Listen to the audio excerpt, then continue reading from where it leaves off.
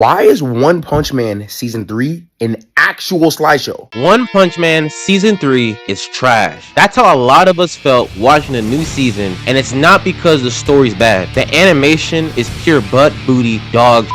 Like, how can these studios make Japanese animators slave away on the new Chainsaw Man movie, but suddenly give them a break now? You are now one of my elite employees! As someone who's read the One Punch Man manga, Shut your bitch ass up! I can tell you there's a new baddie coming who might make Season 3 even better than before. A woman once known as Gyorgyoro, but later revealed her true form and her true intention. Welcome to Psykos. Also, spoiler warning, even though I basically spoiled you already, let's get straight into it. To really understand Psykos' role in OPM, we need to start with her time as Gyorgyoro. Our baddie spent most of her screen time hiding behind this meat puppet, acting as the strategic commander and founder of the Monster Association, a group of monsters united under one goal: to destroy heroes and dominate humanity. This marked a major shift from the earlier seasons, where monsters were just mindless brutes wreaking havoc for fun. Before, monsters caused chaos because they could. Now they were organized.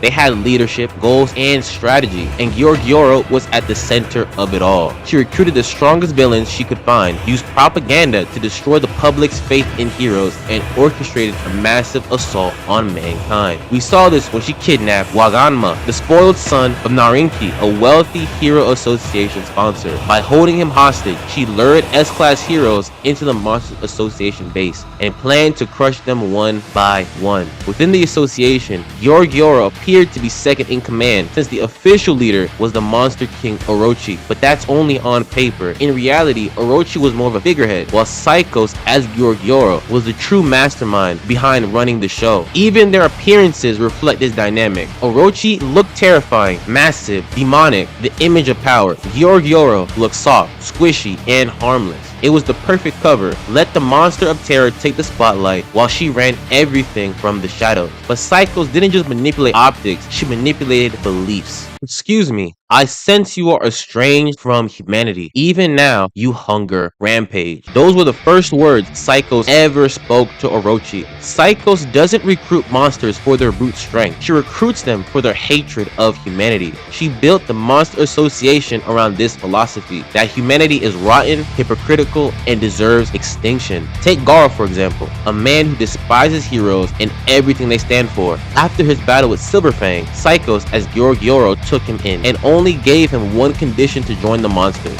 bring the head of a hero. Then there's Phoenix Man, a former actor from a kid's superhero show. After society tossed him aside, he turned that resentment into monstrosity. For Psykos, this wasn't random. She cultivated a culture of hate, turning trauma, rejection, and pain into weapons. Her monsters didn't just destroy humans, they believed they were evolving past them, and Psykos fueled that belief. She also obsessed over destruction and rebirth. In the OPM world, monsters are classified by disaster level: wolf, tiger, demon, dragon, and god. Psykos discovered that to evolve up this hierarchy, a monster has to survive a near-death experience. Only through destruction can something transcend its limits. She pushed every monster, especially Garo, to experience that brink of death, believing it would unlock their next form. As Gyorgyoro, she played the part of a pro-monster revolutionary, but once Tornado exposed herself, everyone realized she was playing them all. Bad girls roll in packs. When Tornado, aka Tatsumaki, stormed the Monster Association to rescue Waganma, she ran into Gyorgyoro. Tornado overpowered her easily, and that's when Psykos' puppet body was destroyed, revealing her true form. That moment sparked a battle of baddies, Tornado versus Psykos. At first, Tornado was just toying with her, while Psykos went all out, pushing her psychic powers to the limit.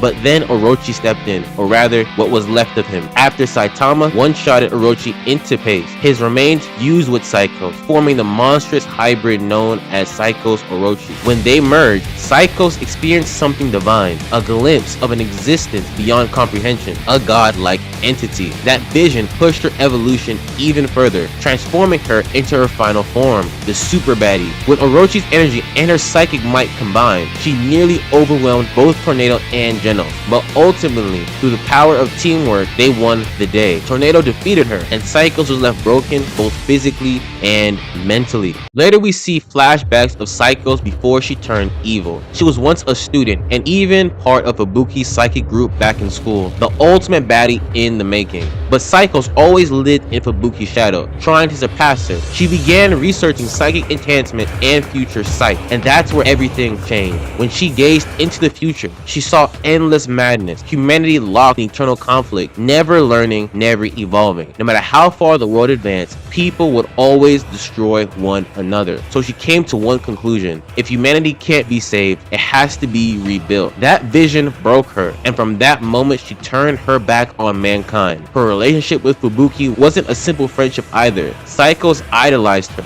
almost worshipped her. When she realized even Fubuki couldn't answer humanity's flaws, she took her own path instead. And those same godlike visions Fubuki saw during her psychic contact with Psykos hint at a future enemy, a cosmic threat far beyond anything we've ever seen. In the end, if we had to sum up Psykos in 2 words, it would be fear and resentment. Resentment towards humanity's endless conflict, and fear of what lies beyond human evolution. Psykos isn't just a villain, she's a mirror of human ambition and despair. She's a pivotal character for One Punch Man Season 3 for one reason alone. She's a baddie. Not really, but she is a baddie though. She will ramp up what's happening in the story as well as foreshadow what is to come. But that's what I think. If you think different, let me know down in the comments. Once again, my name is AOI-KUN, and this is my synopsis.